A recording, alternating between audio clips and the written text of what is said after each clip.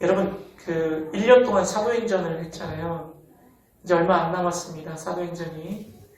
제가 1년을 사도행전을 하면서 참 감사한 것은 부족한 저의 목회가 너무 이제 어리기 때문에 어떻게 해야 될까 항상 늘 고민하는 가운데 주변에 이미 목회를 하고 계신 분들과 좋은 공동체 그룹을 맺게 됐어요. 그 그룹이 뭐냐? 바로 프로페자이라는 성경 말씀을 연구하는 모임입니다. 그곳 가운데는 이제 내년이면 은퇴하시는 목사님도 있고요. 저는 이제 시작했는데 그리고 벌써 20년 가까이 목회를 하신 분들도 있고요. 또 아버님의 목회를 이어받은 목회자 2세대 목사님이 지금 목회를 하시는 교회에 이런 목사님들이 있습니다. 매주 수요일 오전이나 화요일 오전에 제가 영상을 새벽 예배 드리다가 중간에 끄는 날이 있어요. 기도가 못하고 끄는 날이 있거든요. 그런 날들은 제가 말씀 연구한다고 들어가기 때문에 미리 좀 이제 기도를 끊고 들어가는 그것 때문이거든요. 근데 지난주에 내년에 이제 은퇴를 앞둔 청주 강내교회 목사님께서 저희 세미나는 우리 그룹에 이러한 영상을 하나 공유를 해주셨어요. 참 은혜가 됩니다. 그래서 먼저 이 영상을 좀 먼저 보고 말씀을 이어나가도록 하겠습니다. 우리 석선 형제가 거기 불 좀 싹 한번 꺼주실래요? 자, 우리 영상 한번 먼저 같이 보겠습니다.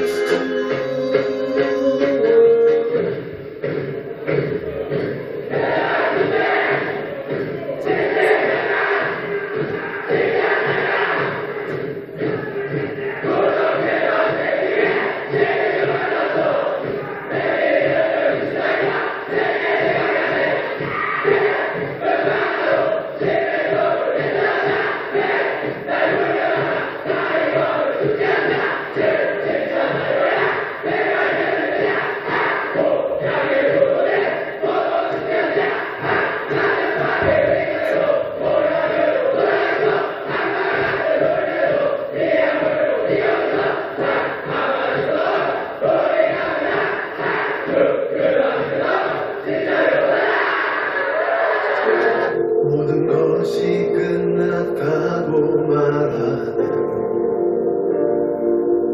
사람들의 말을 듣지 말아라.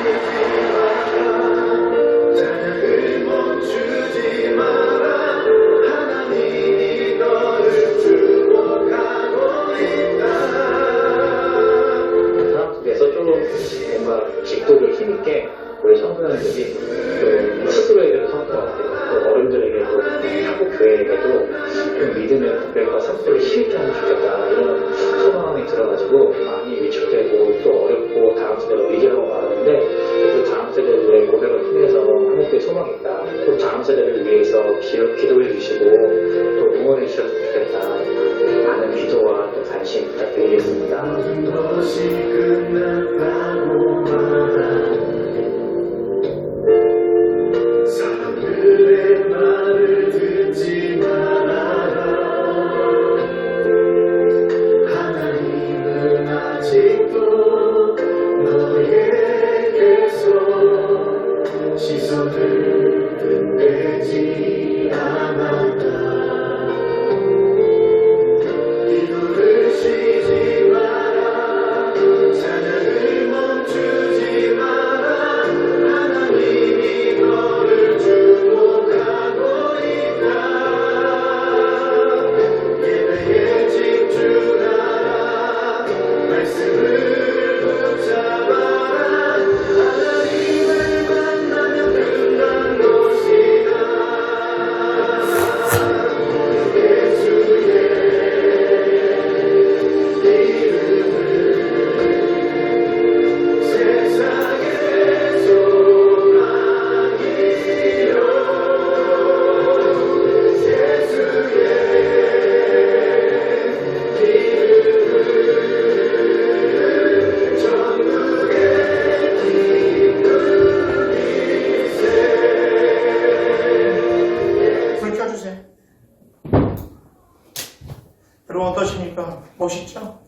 그 전화 보시나요?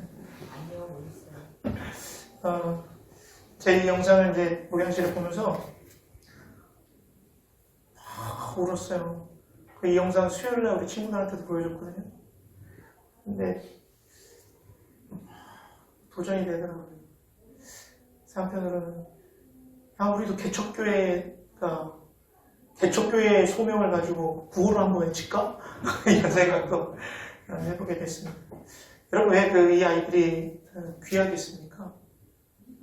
이 아이들이 참 언제냐면 분당 우리 교회 이찬수 목사님 교회 자녀들인데 새벽 특송입니다. 모두 뭘 입고 왔어요? 교복을 입고 왔어요. 이 아이들이 대단하고 놀랍게 여겨지는 이유는요, 교복을 입었다는 거. 제가 충만교 랜드를 위해서 이제 옥산중학교에 갔을 때 이런 친구를 봤어요. 정문에 나오자마자 교복을 환복하는 여자친구를 봤습니다. 혹시 여러분들은 다 교복을 입었던 세대들인데 여러분들의 학창시절엔 어떠셨어요? 교복을 온전히 입고 다니셨습니까? 아니면 교복과 비슷한 사복을 입고 다니셨습니까? 저는 교복을 빙자한 사복을 입었고 교복은 늘 언제나 가방 속에 넣어두었던 것 같아요. 이들이 교복을 입고 다녔었다는 건 내가 누구인지를 정확하게 알고 있다는 거죠. 지금 내가 어디에 서여 있는지. 교복을 입었다는 건 난 청소년, 공부를 하는 학생의 신분이라는 걸 정확하게 알고 있는 거예요. 근데 여기서 더 놀라운 사실은요. 교복을 입고 뭐 했느냐? 특송을 했다는 거예요. 학원을 간 것이 아니라. 그것도 언제? 새벽에. 이 아이들이 교복을 입고 다닌 것이 창피해서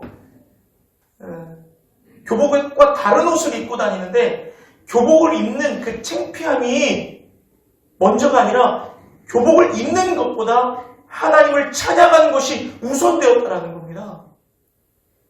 너도 나도 교복을 입고 와도 대부분 저 학교 교복 우리 학교 진짜 별로야 교복 그런 거 있었죠. 저도 저희 학교 교복 진짜 별로였어요. 그런데 그게 중요한 게 아니라 내가 교복을 입는 이 내 지금 위치에서 하나님을 찬양하고 있는 하나님을 향한 마음이 얘들에게 더 크다라는 거예요, 지금. 이게 놀라운 겁니다. 그리고 더 놀라운 것은 지금 누구예요, 지금? 중고등부입니다.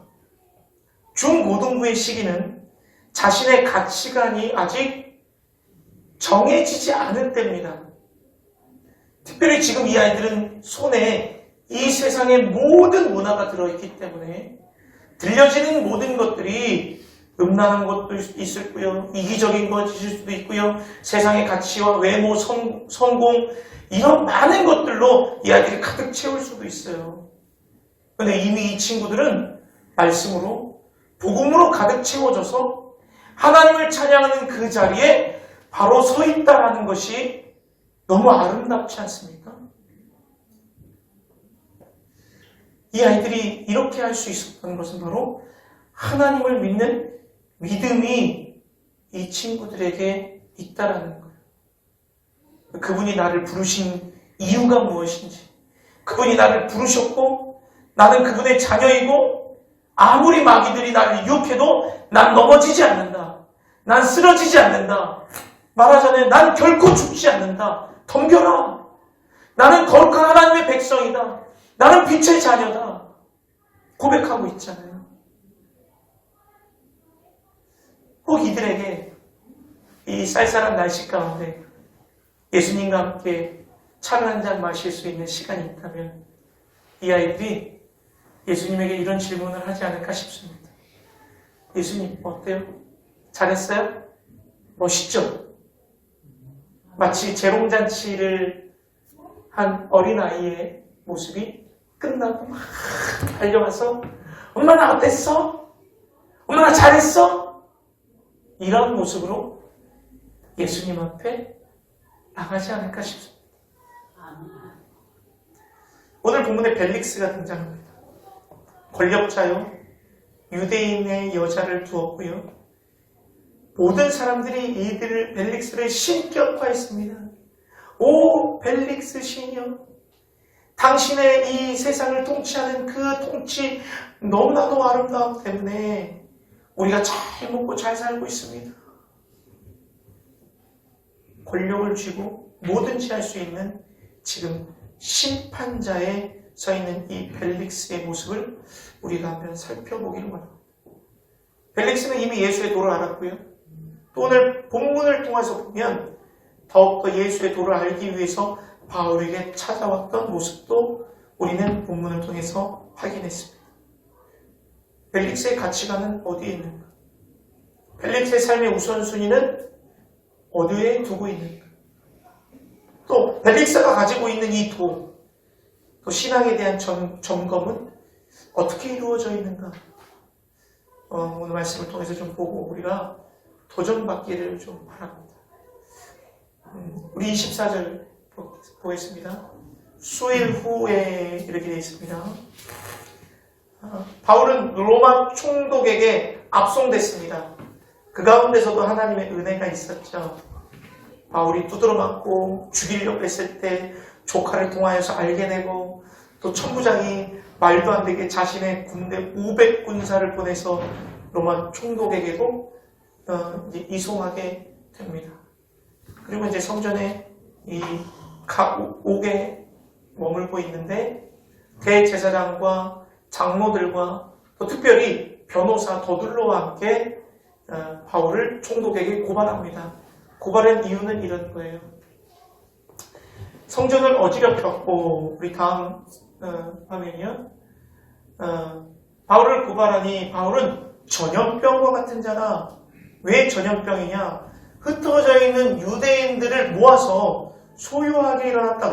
소요는 소동치게 만들었다.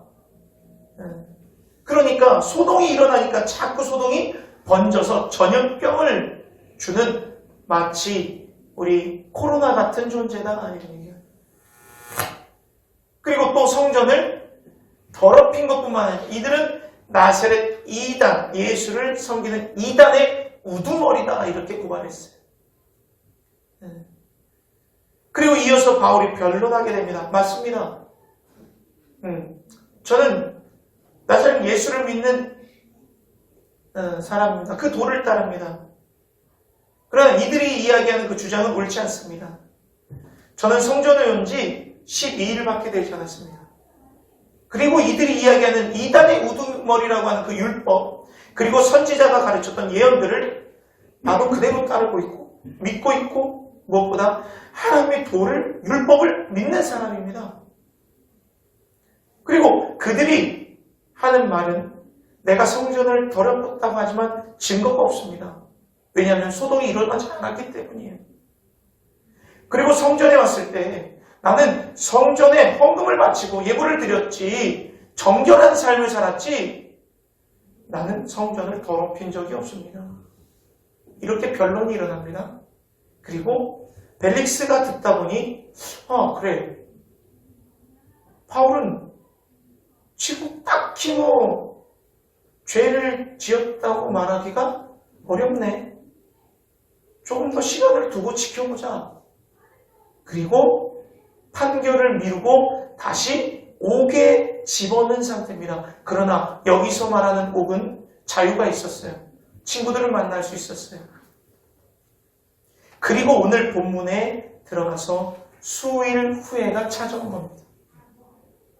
수일 후에 지금 벨릭스는 아내와 함께 바울을 찾았습니다. 무엇 하려고요? 그리스도 예수를 믿는 도를 듣기 위해서. 바울을 불렀습니다. 그 이유가 복음을 듣고 말씀을 듣기 위해서입니다. 벨릭스는 이미 바울이 얘기하고 있는 예수의 도에 대해서 어느 정도 알고 있었어요.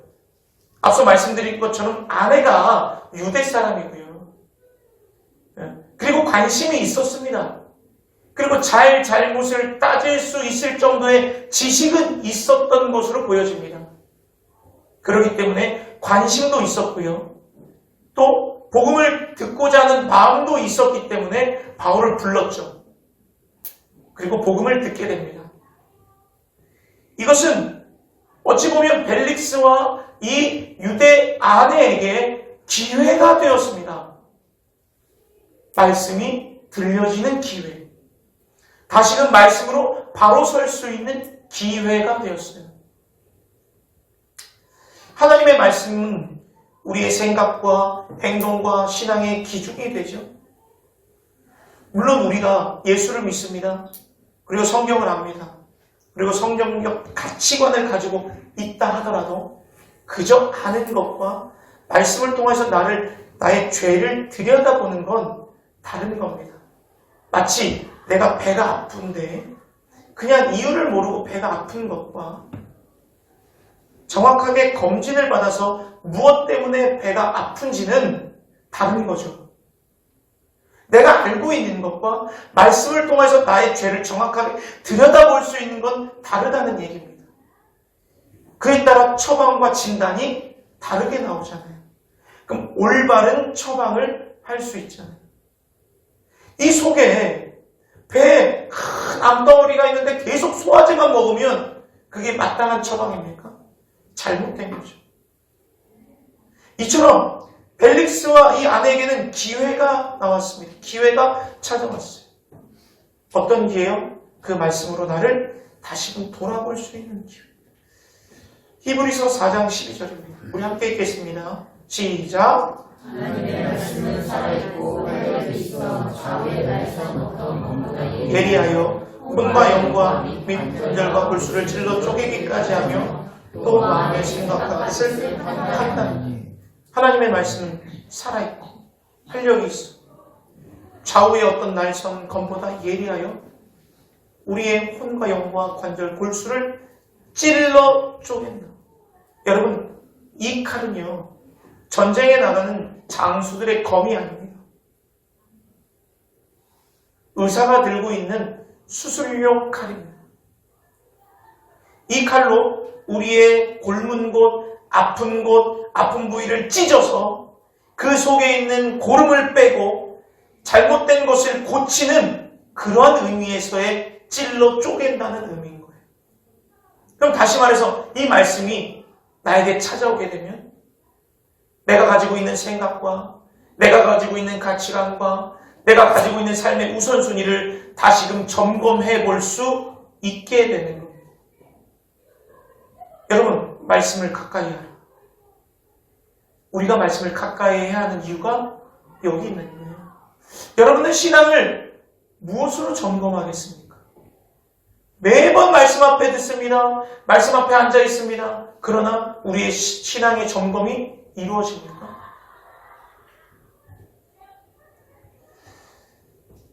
아, 25년부터는 이제 저희가 큐티를 하게 될 겁니다. 새벽에도 큐티 할 거고요. 수요일 예배도 묵상해서 그걸로 설교할 거고요. 주일 예배도 큐티로 할 겁니다. 여러분들 모두 제가 새해에 귀한 선물을 드릴 거예요. 큐티를 드릴 겁니다. 할렐루야. 네. 방 기쁘신가요? 제 사비로 드리겠습니다. 사비. 교회 재정으로 안 드리고 제 사비로 선물하겠습니다.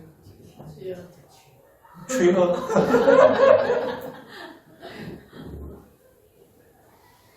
내년에는 매일 성경 성서 유니온에서 발간한 매일 성경으로 큐티를 할 건데요.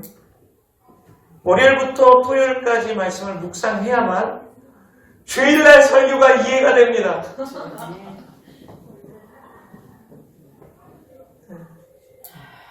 그리고 그동안 우리가 생명의 삶, 또 큐티인, 여러 가지 많이 묵상하는 큐티 집들을 사용하셨겠지만, 저는 이 매일 성경을 선택한 이유는 먼저 문도덕이 없이 너무 깔끔해요. 말씀만 있어요. 어떤 간증 이런 거 없어요. 그냥 말씀만 있어요. 그리고 무엇보다 2달에 한 번만 사면 돼요. 아멘. 그러니까 한 번에 5,000원이거든요. 그럼 2달에 5,000원이니까 지금 우리가 가장 흔히 먹는 좀 메가 그런 데서 먹는 커피보다 커피 한 잔 값이면 한 달 말씀 먹을 수 있는 거예요. 그럼 2달이면 5,000원이니까 아니 스타에서 먹으면 한 장 값밖에 안 되잖아요. 그래서 매일 성경을 제가 부담 없이 드릴 수 있는 이유는 싸다. 들고 다녀야겠습니까? 들고 다녀야겠습니까? 네. 네? 들고만 다니면 안 돼요. 먹어야 돼요. 묵상해야 돼요. 네. 아직 성경을 묵상하는 것들이 아직 익숙하지 않고 또 우리가 함께 묵상해야 될 방향성을 잘 모르기 때문에 1월 달이 되면 제가 2주에 걸쳐서 묵상하는 교육을 또 좀 교육 시간을 가지려고 합니다. 여러분 말씀을 가까이 하셔야 돼요. 오늘 벨릭스가 호기심을 가지고 가까이 나갔던 것처럼 우리도 말씀 앞에 가까이 나가야 돼요. 하나님 앞에 바로 서는 저와 여러분들이 되시기를 바랍니다. 그럼 우리가 말씀 앞에 바로 서야 하는 이유가 앞서도 잠시 말씀드렸지만 우리가 말씀 앞에 서면요 우리의 죄가 드러납니다. 다시 한번 25절 볼까요? 바울이 의와 절제와 장차 오는 심판을 강론하니 이게 뭐예요? 말씀 안에 있는 거예요. 의, 하나님의 거룩함, 온전한 말씀, 기준이 되는 성경이겠죠. 그리고 절제, 우리의 욕망과 욕심과 어떤 우리의 삶의 충동에서 일어나는 모든 일들을 제어하고 또 하나님 말씀에 순종하며 살아갈 수 있는 어떤 그 삶의 결단을 일으키는 그 어떤 방향성, 절제죠. 그리고 의와 절제의 삶 속에서 우리가 나중에 주님 앞에 설 때에 우리의 삶을 계산할 때 심판받는 일이 바로 성경에 기록되어 있고 우리는 이미 알고 있습니다. 그럼 이 말씀을 그대로 전하니 벨릭스가 뭐했다? 두려워했다. 죄가 드러난 거예요. 벨릭스가 이 말씀을 들으니까 두려워했습니다. 양심에 찔렸죠. 그리고 권력을 잡고 거룩한 삶을 사는 것이 아니라 욕망에 따라 살았고 이 육체적 충동에 따라 살았고 권력을 이용하기 위해서 지금 모든 사람들과의 관계를 맺고 있기 때문에 두려웠던 거예요. 그리고 뭐예요? 내가 틈이 있으면 너를 다시 부르리라. 말씀 앞에서 벨릭스는 도망칩니다. 여기서 원어를 좀 보니까요. 틈이 있으면 부른다 라는 원어의 뜻은요. 내가 따로 기회를 잡아서 내가 좀 시간 만들어서 다시 부를게. 그때 다시 자세히 얘기해줘. 이러는 거죠. 여러분 사람들과 대화할 때 인사치레로 의례적으로 이런 얘기 하지 않습니까? 시간 한번 만들어보자. 그리고 시간 만듭니까? 안 만듭니까? 안 만들어요. 왜? 그때 인사하고 그 자리를 피하기 위해서 시간 나면 이거 한번 봐. 우리 가기 전에 밥 한번 먹자. 그리고 밥 먹습니까? 안 먹습니까? 안 먹어요. 이거 똑같은 거예요. 죄 앞에서 시간 있으면 내가 죄를 한번 다시 점검해볼게. 나중에 다시 불러볼게. 그리고 지금 죄에서 도망치고 있는. 그리고 동시에 벨릭스의 마음은 무엇이 있느냐?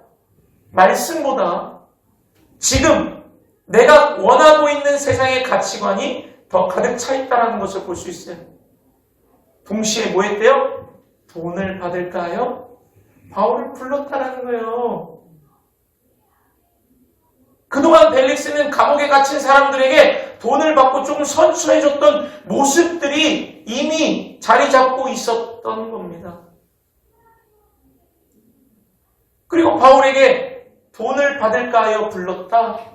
뭐예요? 돈에 대한 욕망을 가득 채우고 있었다는 겁니다. 벨릭스에게 기회가 찾아왔습니다. 말씀을 듣고 내 죄가 드러났어요. 두려움이 있습니다. 이 두려움 가운데 회개하고 내가 잘못한 부분에 있어서 돌이켜 돈을 쫓는 것이 아니라 바울의 이 죄를 정확하게 판단하고 결정 내리고 풀어주고 또 유대인들의 어떠한 관심을 사기 위한 자신의 어떤 행동을 갖는 것이 아니라 하나님을 찾는, 하나님을 의식하는 삶을 살았다면 벨릭스는 기회를 잡은 것입니다. 새로운 삶을 살아갈 수 있었을 것입니다. 그러나 벨릭스는요, 어찌 보면 그럴 마음이 전혀 없었어요. 왜요? 그 이후에도 바울을 자주 불러서 바울을 만났어요. 기회를 잡으려고 한 것이 아니라, 아니, 기회를 잡고 싶지 않았어요. 말씀 앞에 섰지만 내 죄를 다음에 회개할 것이 아니라 회개하고 싶지 않고 세상의 기회를 더욱더 붙잡았습니다. 우리가 앞서 영상을 봤지만 중고등부 학생들이 교복을 입었을 때 어찌됐든 교육자나 부목사님들이 야, 우리 특송하자 얘기했을 거 아닙니까? 그럼 이들 중에 모두가 100% 좋습니다 목사님 해요! 라고 참여했을까요? 여기에 있는 수십 명의 아이들이 오 대박! 어떻게 저런 생각을 하셨대요? 좋겠어요. 이렇게 하면 우리 하나님 얼마나 기뻐하실까요? 이런 모습으로 처음부터 적극적으로 나왔을까요? 그렇지 않습니다. 하나님 앞에 특송하는 기회가 찾아왔어요. 그 가운데 말씀이 들려졌어요. 어떤 친구들은 짜증나. 나 교복 진짜 마음에 안 드는데. 그것도 어떻게 교회에 다 입고 가. 이렇게 생각할 수도 있겠죠. 그 무엇보다 언제예요? 저녁이에요? 아침 새벽이. 피곤한데. 나 어제 11시까지 공부했는데 학원 갔다가. 분당에는 그런 친구도 없겠어요? 충분히 많겠죠. 그래서 잠을 이기고 교복을 입고 새벽을 깨운 거. 기회를 잡은 거. 하나님을 찬양하는 그 기회를 잡는 거예요. 결단한 거예요. 그래, 나 하나님의 자녀야. 하나님이 나의 찬양을 받기를 원하셔. 그래, 해보자. 결단하고 나의 생각, 나의 체면, 나의 졸음, 불편함 이런 것들 다 버려두고 특송하게 되는 거예요. 그 마음이 모아졌기에 이 찬양이 지금 전 세계를 울리고 있는 겁니다. 여러분, 벨릭스의 모습이 우리에게 있다면 오늘 여러분 예수님을 만나실 수 있겠습니까? 예수님을 만난 이 쌀쌀한 날 예수님이 찾아오셔서 커피 한잔 하자. 주님과 탁 대면했어요. 여러분들은 어떤 질문을 하시겠습니까?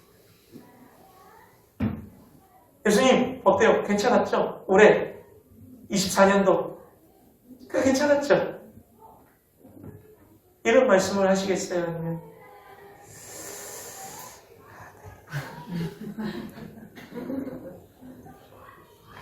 아무개야 왜 못 보냐? 아니 그게 아니고 눈을 피하는 벨릭스와 같은 사람, 그 자리를 피하는 사람이 되시겠습니다. 여러분, 우리에게 기회가 언제나 있는 것이 아닙니다. 언제나 기회가 있는 것이 아니라 말씀이 들려지는 자리, 말씀을 찾아가는 자리, 이렇게 말씀으로 우리가 새롭게 도전받는 이 자리가 바로 기회의 자리입니다. 여러분, 기회를 잡으시겠습니까? 아니면 놓치시겠습니까? 여러분들의 선택에 달려있어요. 말씀을 맺겠습니다. 벨릭스는 결단하지 못하고 도망갔지만 성경의 인물 중에 베드로는 그 기회를 잡았어요. 그리고 말씀에 순종해서 깊은 곳에 그물을 던졌고 그 결과 예수님의 수제자가 되는 삶을 살았습니다. 여러분, 말씀 앞에 앉아있는 저희들이 우리 모두 기회를 잡아서 하나님께 귀하게 쓰임받는 공동체가 되기를 주님의 이름으로 축원합니다. 아멘.